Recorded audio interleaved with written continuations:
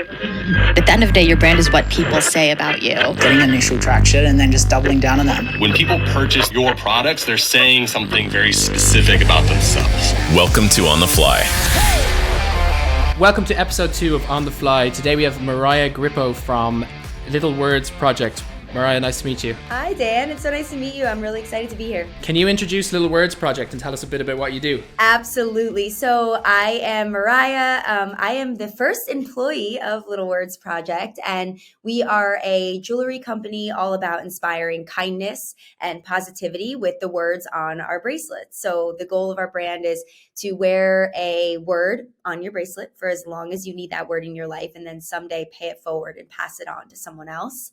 And then the cool part is that every single one has a little tag on it with, I'm like looking at my bracelets, with a number on the back of the tag. And that number is actually unique to that bracelet. So you can register it on our website or on our app. And then someday when you pass the bracelet on, the next person can register it under that same number. And you can track the journey of the bracelet from person to person. So you can literally see how your acts of kindness have, affected and impacted other people after you wore it. Yeah, so don't let the simplicity of the product fool you. This is a very serious company. You've stumbled upon a beautiful kind of product market fit. I think you've nearly sold over 1 million bracelets at this stage.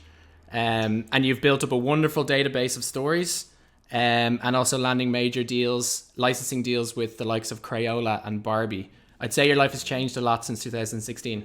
100%. I mean, so for a little backstory and some context, our founder, Adriana Carrig, actually started the company I think now it's 10 years ago. And she beaded the bracelets in her parents' basement. She was a one-man show, and then her mom and dad started helping her. Her dad was the original shipping department, she always says, and her mom was the original beater. So it was very much a family, homegrown brand right there in her childhood home. And after, fast forward 2 apartments and her boyfriend at the time, who now is her husband, helping her build that business. She was in a place to hire someone, and she hired me. I had no prior experience in business building or bracelet making, literally absolutely nothing. But she saw something in me as a person. I saw something in her. And I was her first employee. So the story begins with Adriana and in her family's home. And then fast forward about 2 years-ish of her kind of building it on her own, hired me, and I was the original employee making the bracelets with her. I was going to say, what was the original job spec there? When she hired me, it was funny.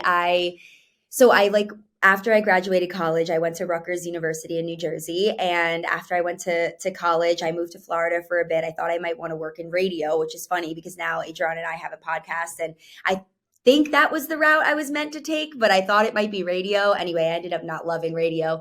And I moved to Florida for a year, came back and found Little Words Project. And it was just this like divine It was just meant to be. I can't even explain or remember really how or why I found her on Instagram, but I did. And I reached out. She was like, I guess I'm kind of hiring for like a beater. And I was like, interesting. I don't really have any experience in that, but it feels like something I can like help grow. And I went to her little warehouse space in Hoboken, New Jersey. So this is very Jersey-based, Jersey founded.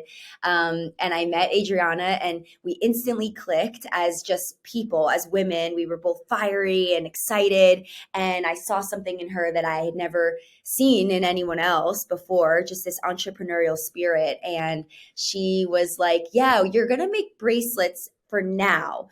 Like that'll be your job for now. But then at some point, you won't be making bracelets anymore, and we're going to change the world. And I was like, you're insane. Yeah, I kind of believe you for some really bizarre reason. Like I felt this like special connection to her and to her brain and her idea. And I thought it was unique. And I thought I had some small part in it to kind of help her, almost as like her sidekick, right? Like I just kind of was like, I can be that for you.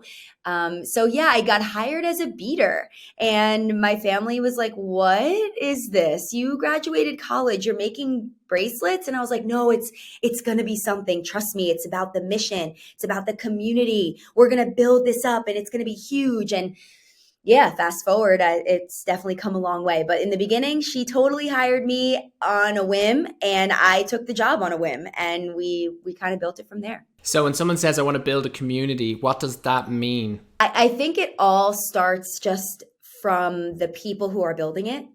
And I think if you are authentic and if you are genuine and you are who you say you are, community comes around you. People want to be around authentic energy. People want to be around something that's real, something that spreads a really good word and gives off something genuine. And I think from the very beginning, that's what Adriana and I really exuded out of us from the jump. I mean, everything we did, we showed on social media. Every little mouse that ran across our warehouse space that we couldn't possibly afford to get another space, we had to stay there. I mean, every little thing. We had no air conditioning in that warehouse in the summer. We would be sweating while we're making these bracelets, and our community knew it. In the winter, we would have a million little heaters on the floor, and we'd be wearing a Snuggie while we're making the bracelets, and our community saw that. So I think building that face where we were unapologetic and unafraid to just be like, hey, we're making bracelets, but we have something special here. We want to spread kindness. We want these words to matter to other people, and we believe that they can. So that, I think, is what made the community really flock to us, because we were almost at the forefront at the beginning of brands being led by women and storytelling being about women empowerment. We hit this moment, let's say 8 years ago, right? When it was really starting to happen for women and women brands and women owned brands and Latinx, storytelling and all of that. I think it really, really started when Little Words Project started. So we got kind of lucky, I think, with the timing. And it all went back to that authentic relationship that we built within each other and within our community and within our customer base. Yeah, it's funny you talk about authenticity there. It's kind of been the theme for us for the last month. We've been discussing creator-led brands and what makes a successful one and what makes them maybe fail a little bit more often. And it definitely comes back to that authenticity. It's different for a creator though, in that they have this ready-made audience. But for you guys, you had the building block of authenticity.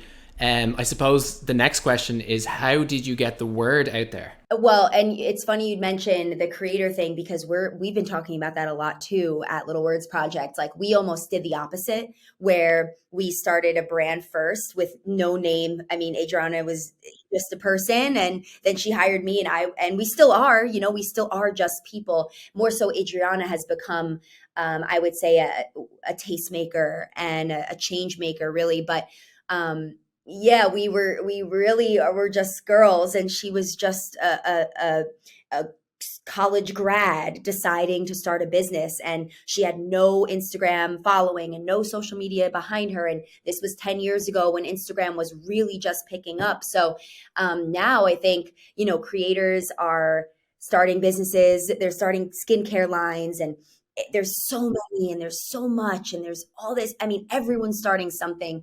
But I think with Little Words Project, that getting the word out there was easier for us because the product was genuine and people loved it. People could buy a $20, $25 bracelet from us and feel like they've done something really healthy for themselves. It almost gave them a little pocket of hope, or a little piece of something, a little piece of joy to wear. So it was easy. Right? It wasn't like we weren't pushing a skincare line that maybe wasn't that good for you, but we weren't sure because it was our first time trying it and we were testing this new market. It's a bracelet and it feels good to wear and it feels even better to pass on. So I think the ease of the product, the price point, helped us, and word of mouth. I mean, our brand is fully a word of mouth brand. So, and still to this day, we take full advantage when, and not advantage, but we grab on to those like influencer posts and those celebrity endorsements because they mean a lot. When Alicia Keys reaches out to us and says, "Hey, I want to make bracelets with you guys for my new Christmas album that I'm putting out, and I want them to be part of my merch." I mean, that is like, it speaks volumes to your brand. So we grab onto that and we're like, "Oh my God, Alicia Keys, like, thank you." Like that voice is what helps kind of push our brand and keep it going. Obviously, there's Facebook ads and there's all these things that now we're in a position to be able to pay for. But in the beginning, I mean, it was just the hope and the prayer that you would tell your friend and your friend would tell her friend, and they pass them. And that would be our advertisement, right? About the brand. It's really its own marketing because you're passing it, and then the next person knows about it, and then the next person, and it kind of just, goes from there. I see a lot of brands, and when they start off first, they don't have that consistent current of organic traffic and word of mouth sales, and they just blow all their budget at the start on paid ads, and it's not really a sustainable approach unless your budget is huge. But if you've got a product like yours that's like so authentic, transparent, it does what it says in the tin, it's nice, it's got a great product market fit, and it's a very suitable product for word of mouth, I think, because it's gonna be like, "Oh, where'd you get that bracelet?" And then you tell the story behind it. Additionally, with the code on it where you can track the history of it, it sparks conversation. And when you have that baseline of like organic traffic and word of mouth sales, it makes that scaling up, I'd say, so much easier. And then when you said there, it was interesting, you said like, and then eventually we were able to start doing Facebook ads.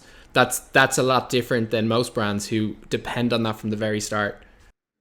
Yeah, I mean, we weren't, I would say, I remember in the way beginning, like here and there, we would invest in like one ad. I mean, and barely, right? It was whatever we could put our money into.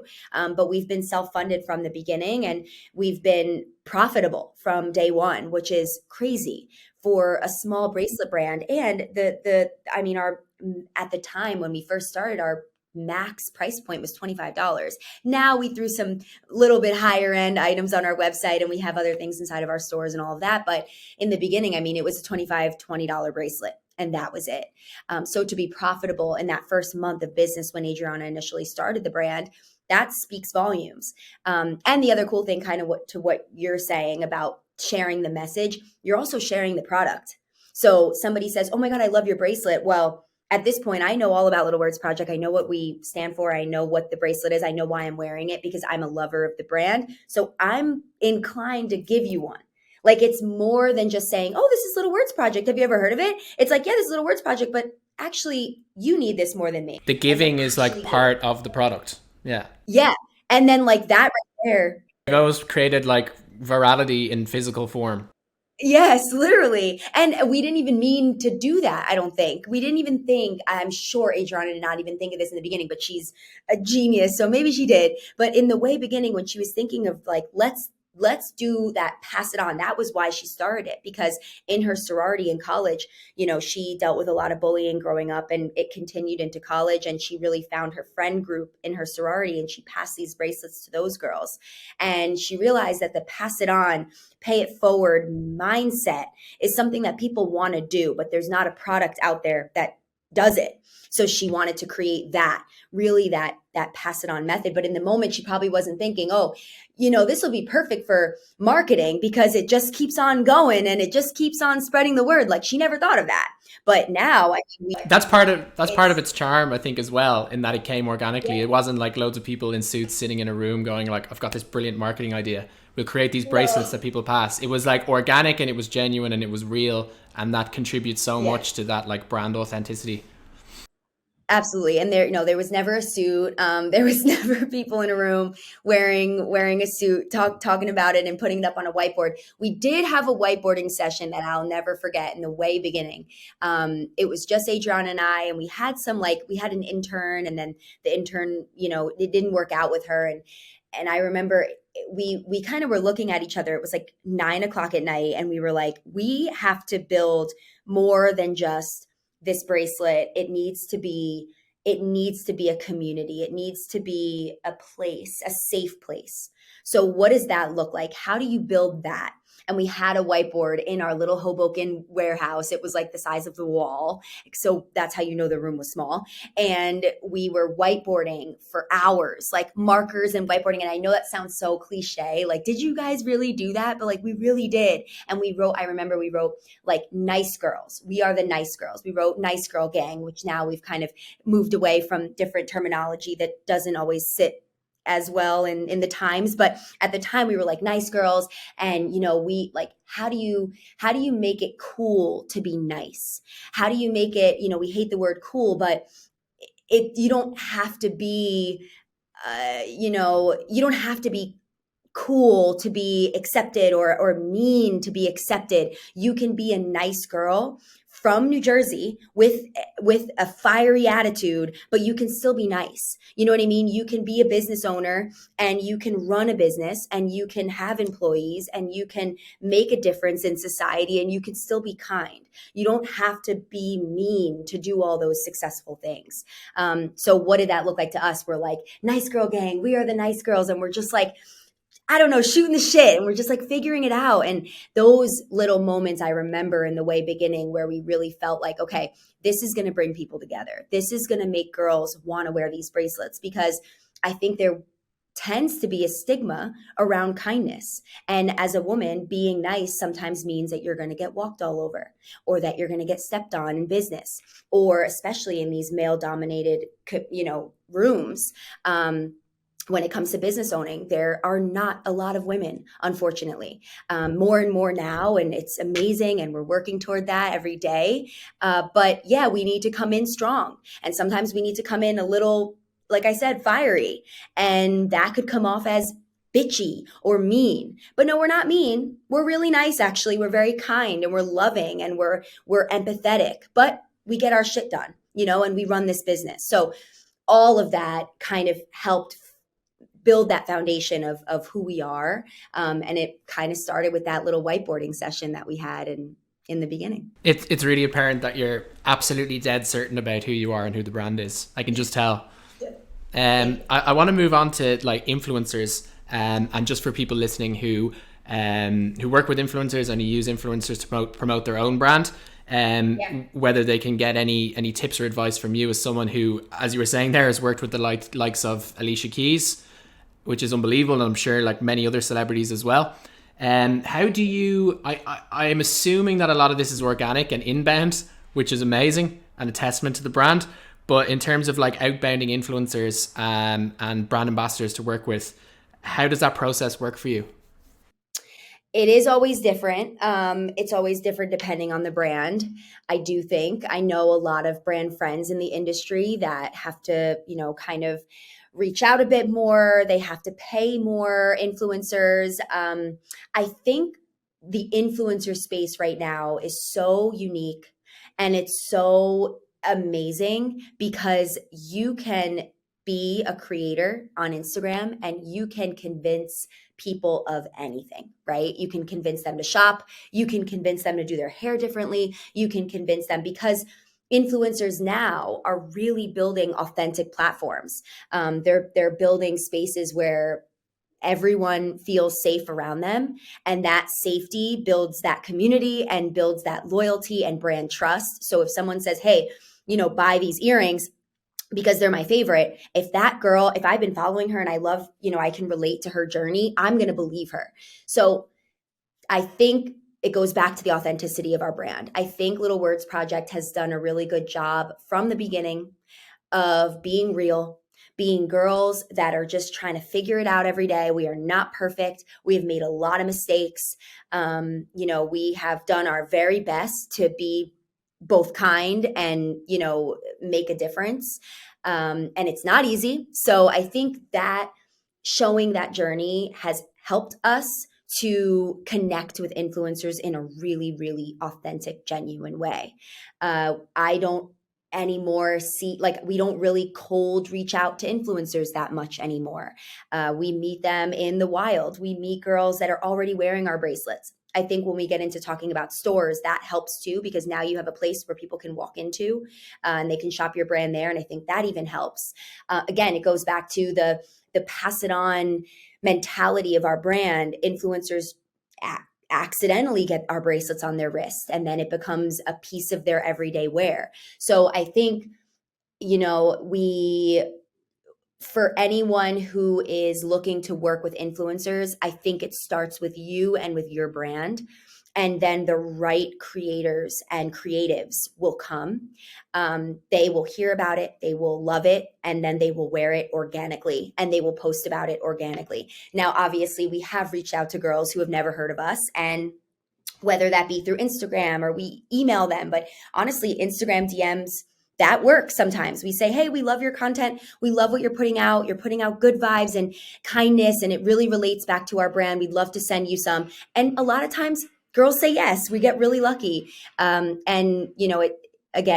If girls resonate with what we're talking about, or anyone, I keep saying girls because we would send bracelets to girls, but we are completely inclusive. So we do send to everyone. I just think, we're in the market, we're out there, we are talking to people, we are passing these bracelets on. I mean, I bring a handful of bracelets to the club and I will give them to anyone. I'm unafraid. I will walk up to any celebrity. If I see somebody at a restaurant, I will walk right up to them, and our whole team is that way too. So I think believing in your brand, believing in what you're talking about, believing in your mission, and getting it out there will allow influencers and creators to feel that authentic energy and want to be a part of it. Because there's a lot of noise in this space, and creators know it. And they're not messing around. This is their money. This is their job. And they do not want more crap at their house. They are over it. You know what I mean? They want something real and they want to love it. So it starts with you to build that love and build that community. And then I think creators will feel that. I can imagine for you as well that you only like to work with influencers and creators that kind of share your mission as well. You want them to be authentic, to reflect your brand. You don't just want anybody. They're selling makeup one day and then the next day they're selling shoes and the next day they're selling something else. And then you probably try and stay away from. I respect the entire influencer space. We're a little bit more conscious right now and conscientious of, waste and really caring about the environment. And I think there's a lot of conversation about that right now in the influencer space, which I think is great. People want to throw out less crap. They don't want to get all these boxes. I mean, it's just it's moving in that direction, it seems like. Maybe we wouldn't want to work with someone who's always pushing product. But those girls know what they're talking about too. And they have a lot to say about good products and if they are constantly being sent things by brands, they probably are only talking about the ones they really believe in. So I think there's a lot to be said about those creators. But mainly for us, yes, reaching out to and connecting with good people matters more. And anybody in the world that's thinking that if a creator with 1 million followers versus someone with 13K followers gets more influence, you would be surprised that those smaller creators really have a huge impact. I mean, they have, loyal followers. They have people who are religiously watching their stories, religiously following them on YouTube, on TikTok, whatever it might be. And those bigger guys, maybe not so much. So I think the influencer space is just so unique, and we feel like we're only just tapping into it and really learning about it. But for me, because I am in these rooms so often, traveling and meeting creators at different events and seeing them in the flesh and meeting these people that so many people look up to on the internet, I get to meet them in person, making a connection with them and giving them our bracelets and being like, hey, you stand for this. This is so your vibe. You need to wear my bracelet. This is here, I'm going to take it off my own wrist and give it to you. You need this more than me. That girl is locked in for life, and she's going to be both a customer and a storyteller for us on the internet. So we just have to keep finding those genuine, good people. Because I don't care if you make all the money in the world on your social posts, if you have paid ads everywhere, if you are not nice, we do not care. No one cares. No one cares here at Little Words Project, and no one's going to care at these other brands, because everybody is putting kindness first, finally, and we are especially. So if you are a creator and you're not nice to your followers, or you're not nice to people in general, I don't even really have any interest in working with you, because we're all about kindness and we're all about spreading that. And that's it. That comes first. So but as I was saying, they reflect your brand mission. They have to. So we talked a little bit about your retail expansion there. I was looking at the Instagram today and looking at some pictures. I think it was a new store in Miami. Am I correct? Miami is opening. Miami has been such a headache of a store to open. I don't know why it's so hard there. I guess just like contracting in Miami generally is difficult, and we only are learning that now. But yeah, it will be our 7th store, and it'll be opening, fingers crossed, beginning of May. It was supposed to be April. It was supposed to be January. So we're very behind, but really grateful to be opening there. That is a really good question. I think we use our map of customers, where we see the most sales happening, where we see a lack of sales, where we see in the country that maybe people are gravitating toward other brands that are maybe in a similar space, whether it's other women empowerment brands or other jewelry brands that are of our likeness. And, where are those people shopping, in what parts of the country? It's a mix of everything. We started in New Jersey. So our first store was in New York, which, I mean, our first store could have been in Jersey, but we had an amazing opportunity in the city. So we were like, you know what? Jersey girls will go to New York any day. So we kind of like leaned into that. And then our second store was New Jersey. So we tiptoed into store openings, because you never know. And we definitely were not about to start in LA as New Jersey girls. We were like, let's just start here, because our customer base is so loyal here. Our sales are, they are above and beyond bigger on the East Coast. So we knew that if we opened a store here, the loyalists would go. And then now I think opening 7, 8, 9 stores, if that's our trajectory, we probably would start moving into areas that we don't have as much customers. But I think our initial plan was strike where it's hot. Everyone loves us in New Jersey. We are starting in New York and New Jersey. It just felt really safe, and we were right. It's a success. The stores are doing great. And then slowly trickle into different areas, staying kind of on the East Coast. Where do we see a ton of customers? Boston. And the Boston girl loves Little Words Project. So we did a little pop-up there for 6 months, and it killed it. It was like the most incredible pop-up at the Seaport. The sales were through the roof on the weekends. It was so cool. And we were like, okay, this is a winner. So I think store-wise, maybe starting with a pop-up is a good method. We didn't always know that, but Boston proved that to us. And we have other pop-ups on the come up. We have we had a pop-up in San Francisco. I think it's ending in June, I'm pretty sure. And we realized that area was good, but the weather didn't really work that well for us in that area. Like little things you start to learn, and then you realize maybe San Francisco's not next. Maybe we close the pop-up and we look in a different area of California. So the pop-ups have really helped us, but yeah, we started in New York and New Jersey and kind of kicked it off from there in terms of stores. Do you think the experiential side of things in a store rubs off on the online sales in that area? Does like having this space and allowing potential customers to experience kind of like the physical brand and putting on, maybe, I'm not sure if you do like events and stuff, is that really important to your vision for these stores, and how that kind of rubs off on the online sales as well? Yeah, I would say so. We try to make our stores warm and welcoming, but the very most important thing, hard stop, the employees at the store represent our brand. That is the most important thing to us. When you walk into a Little Words Project store, you feel like you're at home. You feel like you're a part of something. Our employees are kind.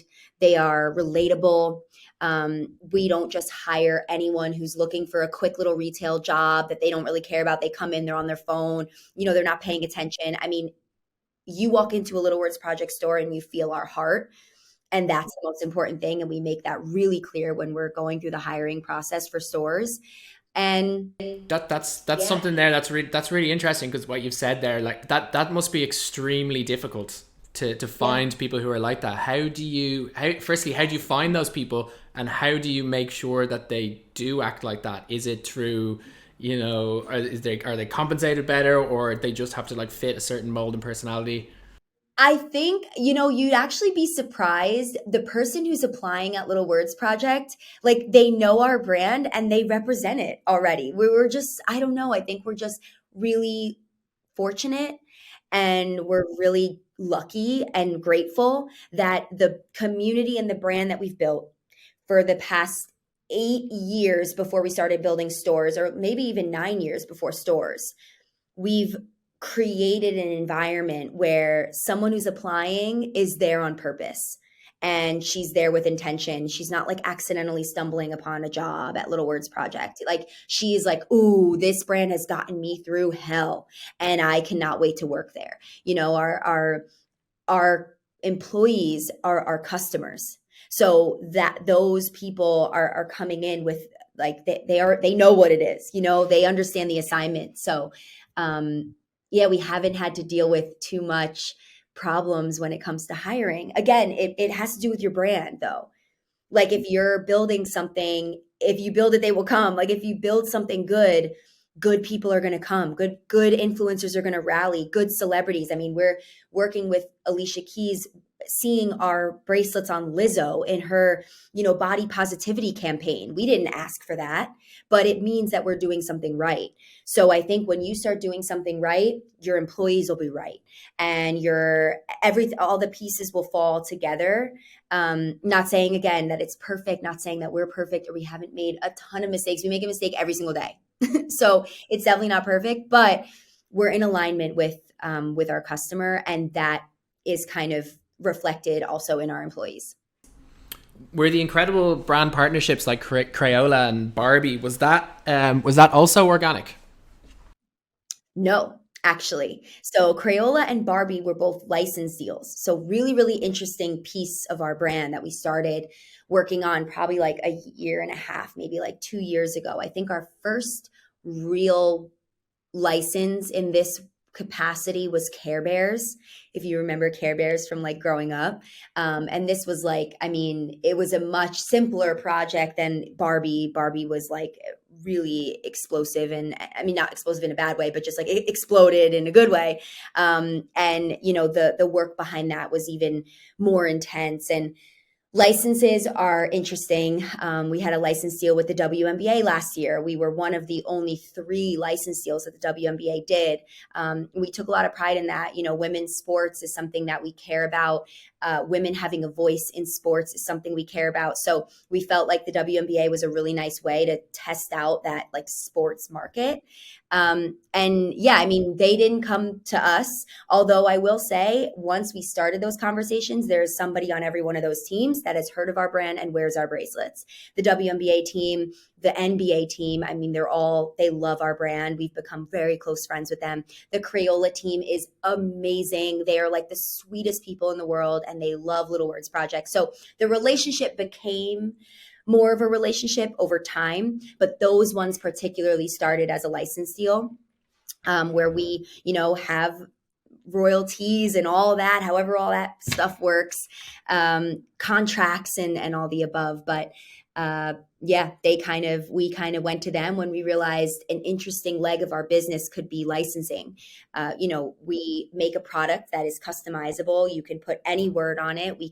Now we're in a place where we can cast different beads. We can change our little tag. We can add a little tag to it. And all of that is so fun for brands like Barbie and Crayola and WNBA to be able to tell their stories through our bracelets. So when we realized that we could really, really customize above and beyond, we were like, let's try a license deal. Let's try something like Care Bears that people recognize and see what the reaction is. And people are like, oh my God, this is so cool. And now we have a few of those in the works this year. And then still some really organic partnerships with people and brands and places and things that don't come with that license conversation. So it's always a blend of both now for us. Yeah, you've got the product just has great flexibility in terms of licensing and that type of stuff. It's great. I'm just going to move on to the last part here because we've gone like 35 minutes so far. I just want to ask you, like, do you think that you've realized do you think you've realized your vision for Little Words project, or is there more to come? And if so, what's the end goal?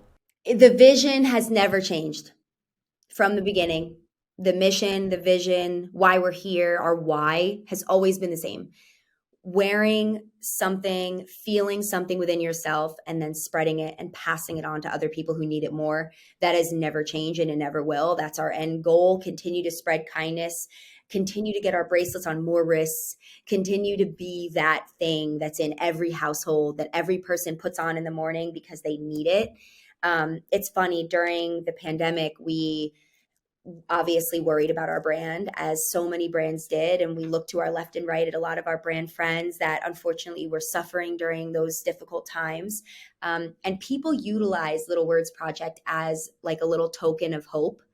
And we realized as sales were actually going up during a difficult time, it proved that it's working, that people need a reminder to breathe. People need a reminder, to trust the process, to believe that they're going to be okay. People were wearing more bracelets than ever during the most difficult times in their life. So it's working, and we just want to continue that, growing it, getting into more retailers, getting into bigger box stores. We have a partnership now with Target, and they are incredible. And it's so exciting to be a part of such a massive store that is so beloved. Like, I love Target. It's the best store in the world. Like, name a better store. You literally can't. So we're, things like that. I think those stories, working with like-minded people, from all walks of life, more Alicia Keyses, more women like her, more people that tell, that are on the same path as us in their own way, trying to kind of change the world. And that's, I think, our end goal. It was the goal in the beginning. It's the goal when Adriana hired me, and she was like, hey, you're going to make these bracelets, but then we're going to change the world. And I'm like, I believe you for some reason. And we still are on that same path. So I think it just continue this. And it sounds like you're just getting started. Right. It feels like we are 10 years in sometimes. We're just like, wow, this is really hard and really tiring. And the hardest thing is hiring. And the hardest thing is building that team and keeping everybody motivated. But every single day it feels so worth it. And yes, like, we're just beginning, and we have like this crazy expansion, and we're going to blow up even more. But sometimes it is like, wow, we've really been doing this for a while. So it's a mix of both. But yeah, I think this is, this is just the beginning, I guess. Thanks so much, Mariah. Thank you for your time. Of course. Really enjoyable. Cheers.